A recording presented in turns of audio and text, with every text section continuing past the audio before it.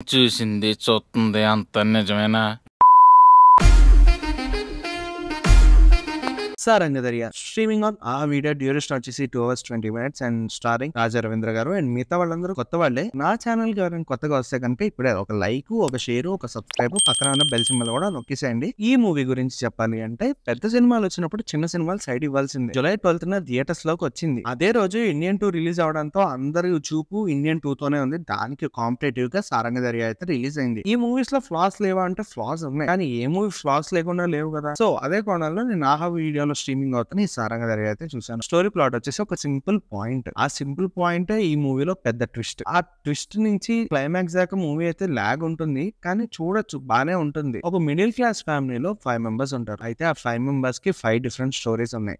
అక్కడ డైరెక్టర్ నన్ను చాలా టచ్ చేశాడు. లైక్ 5 different ప్రాబ్లమ్స్ ని ఒక ప్రాబ్లమ్ కి ఎలా అటాచ్ చేశాడు అనేది ఈ మూవీ స్టోరీ. ఈ మూవీలో రాజా రవీంద్ర గారు మిడిల్ క్లాస్ ఫాదర్ గా యాక్ట్ చేశారు. అయితే మిడిల్ క్లాస్ యాక్టర్ అంటే తెలిసిందే కదా, ఇచ్చి పడేశారు అనమాట పర్ఫార్మెన్స్ అయితే మదర్ రోల్ అంత ఇంపాక్ట్ లేదు, కానీ పిల్లలుగా చేసిన ముగ్గురు అయితే చాలా బాగా చేశారు. వాళ్ళ లవ్ స్టోరీస్ ఫెయిల్ అవుతాయి, చివరికి ఆ పాయింట్ తీసుకొచ్చి ఒక క్యాస్ట్ దగ్గర అయితే కలుపుతారు. కానీ ఇది స్టోరీ కాదండి, వేరే ప్లాట్ ఉంది. ఆ ప్లాట్ అనేది different style, sensitive point. But director బాగానే హ్యాండిల్ చేశాడు అనిపించింది. బట్ ఎమోషనల్ కనెక్ట్ అయితే మిస్ అయింది అనిపించింది. Coming to the movie positive అయితే నాకు స్టోరీ ఒకటి నచ్చింది అండ్ ప్రాబ్లమ్స్ క్రియేట్ చేసి ఆ ప్రాబ్లమ్ ని సింగిల్ ప్రాబ్లమ్ దగ్గర అటాచ్ చేసిన విధానం అయితే నాకు చాలా బాగా నచ్చింది. Coming to the movie negatives అయితే ఎమోషనల్ కనెక్ట్ ఒకటి మిస్ అయింది.